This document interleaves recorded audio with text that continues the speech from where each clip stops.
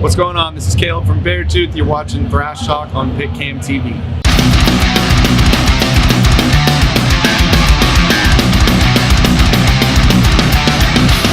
Ja, ich bin hier mit Thrash Talk und wir sitzen hier mit Caleb von Beartooths.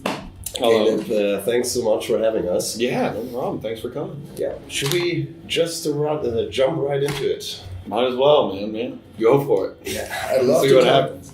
Love to talk a little bit about the new record. Yeah. You're doing the support tour for the record right now. Mm-hmm. Turned out to be quite an intense album. Yeah. Even though you didn't deny any, not any, but you didn't deny catchy pop influence, to be on the record, which was quite interesting. Also, it was kind of hard to find any background info on you. There's not too much out there, to be honest. I stay pretty under the radar, I guess. Which is fine, yeah, totally. So this might turn out to be a little bit like this Wikipedia fact or fiction thing, Sure. So if I'm mistaken in something, just correct me. Okay. But you said before on this record you were dealing with depression and other causes in your life. Are you happy with the intensity of the record, like how it turned out, and in regard of your process of working on your depression, whatnot? Yeah, I'm really happy with the album. I mean, it took a really long time to get to where, it was finished, but I'm super happy with it now. And making it was very tough, though. Like, just diving into all those parts of my life. And then, I was traveling all over the place, working out of different studios, just different environments and things like that. But at the end of the day, I mean, I'm really happy that everything that I did. I think it turned out exactly how I wanted it to, and it was kind of like a milestone for me to put that record out, so I was real happy with it. All right, that's beautiful, if you're able to say that. So, how long since the first idea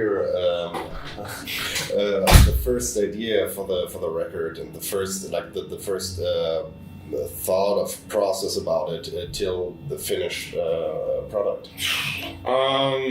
Probably, the record came out September 28th, and the first song I wrote was Disease, and I wrote that probably, like a year and a half before the record came out. Right. That was honestly right. I wrote that song like right after we did the Aggressive tour, US and UK Europe. Right. Right when I got home, pretty much. I think it was like early January, maybe February. I wrote the song Disease, and that was 2017. So yeah, it took a long time from like the inception of the album to the finished product. But was there any, let me call it like mental off time in between touring and working all the other stuff that comes with having a band and writing? Was there any time where you were able to say, well, I just need some time off now, some time for me, right. Or not at all? Yeah, a little bit here and there, but I mean, we kind of just went from touring to took a little bit of time off, did some writing sessions, took a little bit of time off for the holidays, and then did a bunch more writing.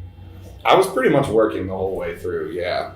No, like, definitive huge breaks. Yeah. But with that much time, I'd take a week here and there where I would just kind of like relax. I think for the next record, I'm definitely going to take a break because we've just been going for so long.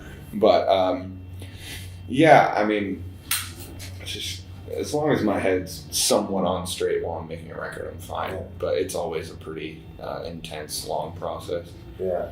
So, is there writing happening on tour, or is there no space in your mind for that? Like when you're when I'm on the road, I just focus on the road. Some people write on tour, and good for them. But for me, I'd really prefer to keep those two things separate. When I'm out on tour, there's lots of things to set up the show and do all that. There's usually like a meet and greet or some sort of VIP event for everybody. There's usually press. Like there's a lot of things going on. So trying to squeeze in writing to that just seems way too overwhelming for me. But I don't know. I just keep them separate, I guess. Yeah, okay, cool. So, but if there is any downtime on tour, so what are you keeping yourself busy with? Or don't you need to keep yourself busy and you're just happy to lay down and don't think anything? Pretty much that. That's like, for me to unwind, I love just doing absolutely nothing, especially on the road, just because you're always surrounded by people, you're surrounded by noise. It's really hard to get any alone time on the road. Right. So for me, like if we have a day off, a lot of the time I'll just get a hotel room and not leave for the entirety of that day. Or just get room service. Yeah, literally.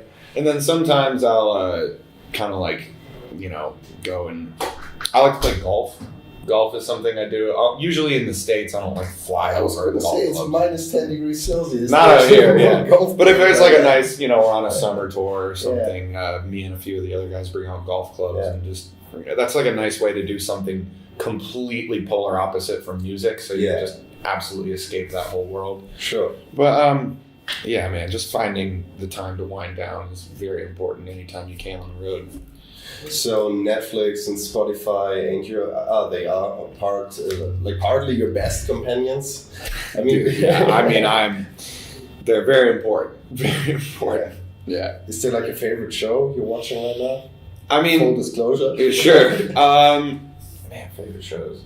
I mean, It's Always Sunny in Philadelphia is like one of my favorite TV shows. Yeah. The Office is probably my favorite. The American Office is like my favorite TV show of all time. I watch that every night before I go to bed, but I don't know. I'll just kind of skim through and see what's on and just like binge watch just random series on the day off. That's kind of my go-to. Yeah, and then how about Spotify? I mean, do you use like their tools of suggesting you new music? Is there like a lot of new music you find out about?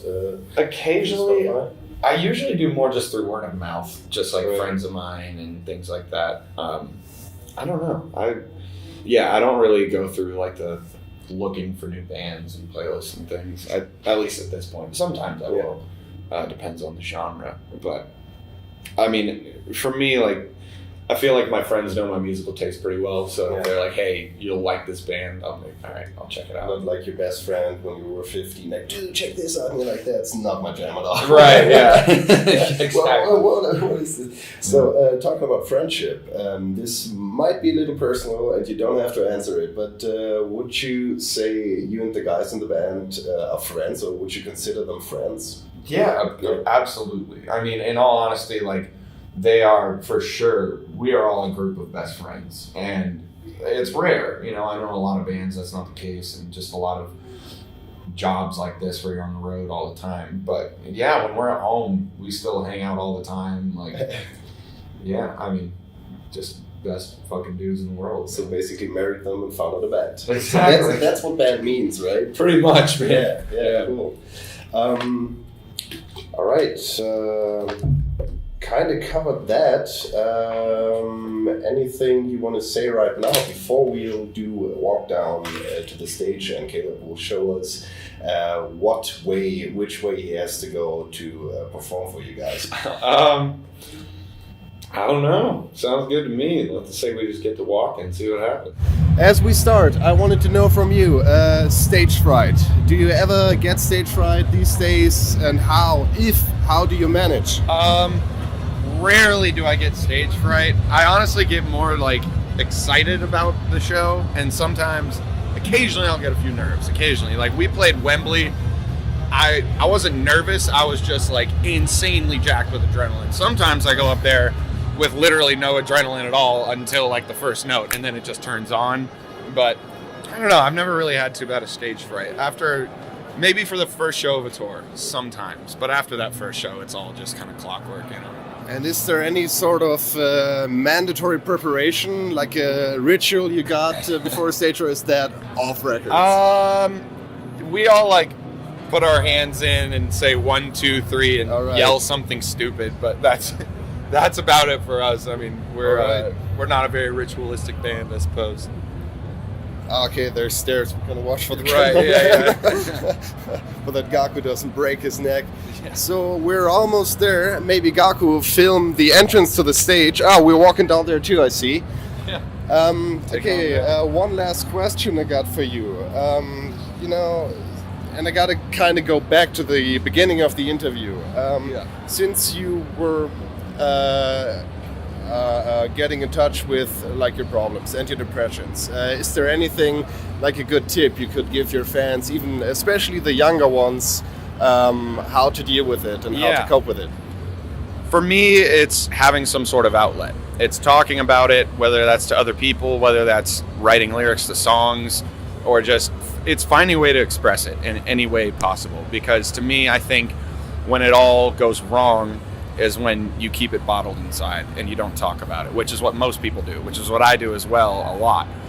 But I know for me, the main thing that helps is just letting it out. And for me, that's Beartooth, you know, that's going up on stage and just running around and yelling my head off, and then going into studios and writing songs about my personal problems. And that's worked for me. But yeah, I just say find some sort of way to let it out. You heard it from Caleb, the man himself. That's Beartooth for him, and kind of got to find your thing, but stick with them. Thanks again, Caleb. That was a fun interview. And all the best for you. Thank you.